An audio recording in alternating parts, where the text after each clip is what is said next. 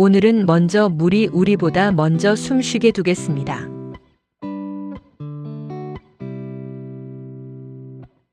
설명을 서두르지 않고 화면 안에 푸른 숨결이 천천히 몸에 닿도록 기다려보지요. 처음에는 바다가 보입니다. 그러나 조금 더 머물면 이곳은 단순한 바다가 아니라 어떤 기억 이전의 공간, 아직 이름 붙지 않은 생명의 자리처럼 느껴집니다. 한 여인이 물속에 몸을 맡긴 채 떠있고 곁에는 바다의 생명들이 조용히 원을 이루듯 함께 머뭅니다. 이 장면은 화려한 신화가 아니라 오래 잠들어 있던 존재가 다시 눈을 뜨는 순간에 더 가깝습니다. 우리는 이 그림 앞에서 무엇을 보고 있는가 보다 먼저 내 안에서 무엇이 다시 깨어나고 있는가를 느끼게 됩니다. 이 작품의 첫 입구는 인물이 아니라 물의 빛입니다. 화면 위쪽에서 부서지는 은빛의 파문이 먼저 시선을 끌고 그 다음 우리의 눈은 자연스럽게 중앙의 여인에게 닿습니다. 그리고 다시 주변의 물개들, 형형한 물고기들, 산호와 해저의 결로 퍼져나갑니다. 이 시선의 흐름은 중심을 보고 끝나는 감상이 아니라 하나의 생명이 다른 생명들 속에서 다시 자리 잡는 과정을 천천히 따라가게 합니다. 이 그림은 주인공 한 사람을 돋보이게 하기보다 존재와 환경이 함께 깨어나는 장면을 설계해 놓았습니다. 화가는 아마 어느 순간 깨달았을지도 모릅니다. 비너스는 더 이상 조개 껍데기 위에 서서 세상에 등장할 필요가 없다고요. 이제 그녀는 바다 위가 아니라 바다 안에서 탄생이 아니라 제각성의 모습으로 찾아올 수 있다고요. 그래서 여기에 비너스는 관람자를 향해 포즈를 취하지 않습니다. 그녀는 스스로의 호흡을 되찾는 중입니다. 몸은 힘을 빼고 있고 팔은 벌어져 있으며 얼굴은 거의 미소에 가까운 평온 속에 있습니다. 이 작품은 신화를 새로 그리는 것이 아니라 신화의 심장을 오늘의 감각으로 다시 뛰게 만드는 작업처럼 보입니다.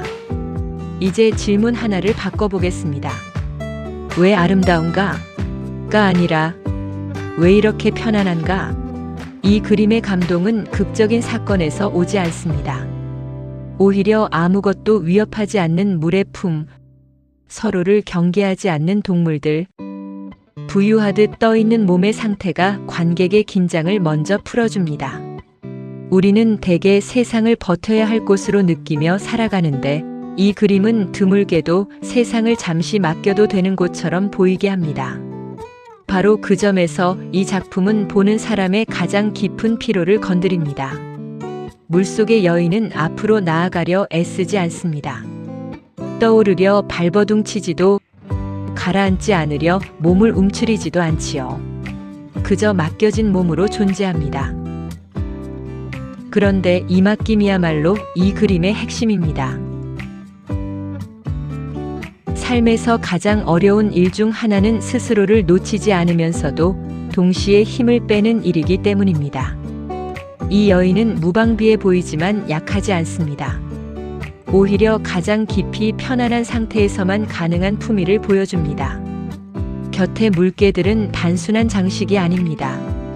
그들은 이 비너스를 둘러싼 증인이자 동반자처럼 느껴집니다. 인간이 바다에 들어왔는데도 이 생명들은 침입자를 대하듯 경계하지 않습니다. 오히려 함께 노는 듯, 함께 흐르는 듯 존재하지요.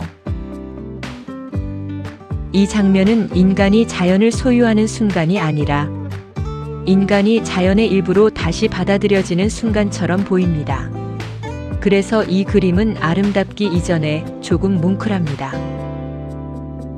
마치 세상이 나를 내쫓는 곳이 아니라 아직도 품어줄 수 있는 곳이라는 사실을 들려주는 것 같기 때문입니다. 이 작품의 색은 단순히 푸르지 않습니다. 청록, 옥빛, 자줏빛, 산호의 주황, 물고기의 분홍이 겹겹이 섞이며 하나의 거대한 생명감을 만듭니다.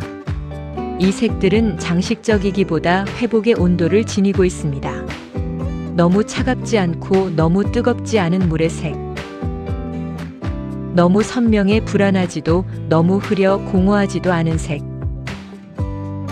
그래서 이 바다는 무한한 심연이 아니라 상처난 감정이 서서히 씻겨 나가는 치유의 공간처럼 보입니다.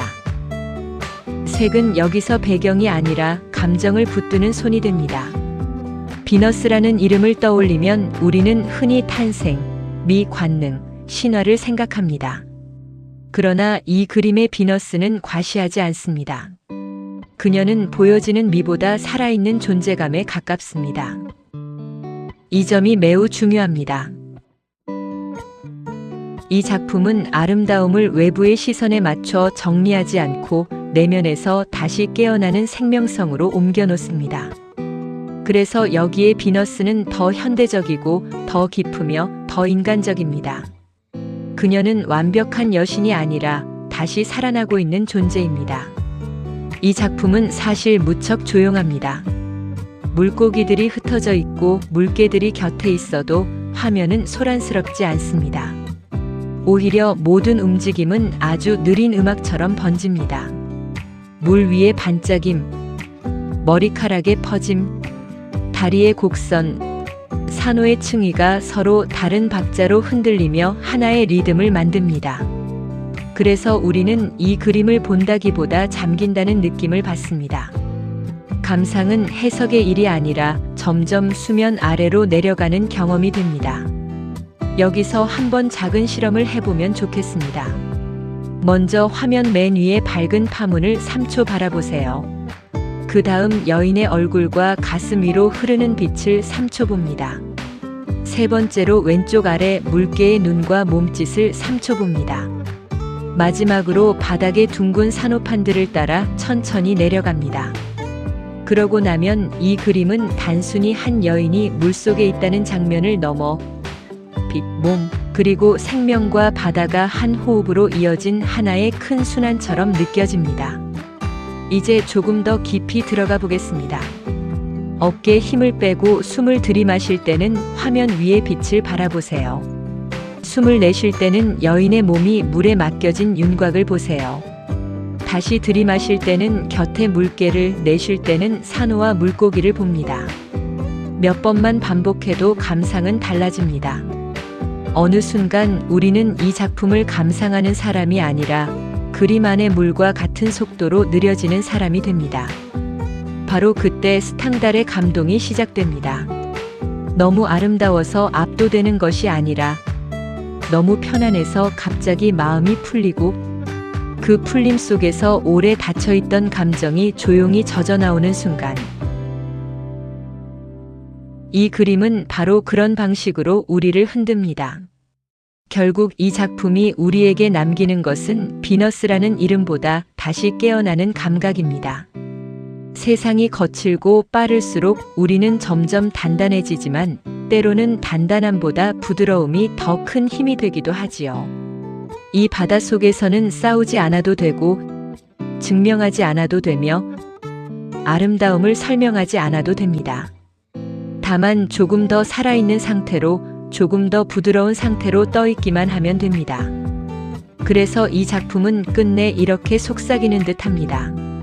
가장 깊은 회복은 앞으로 달려가는 데서 오는 것이 아니라 나를 다시 생명의 흐름 안에 놓아주는 데서 시작된다고요.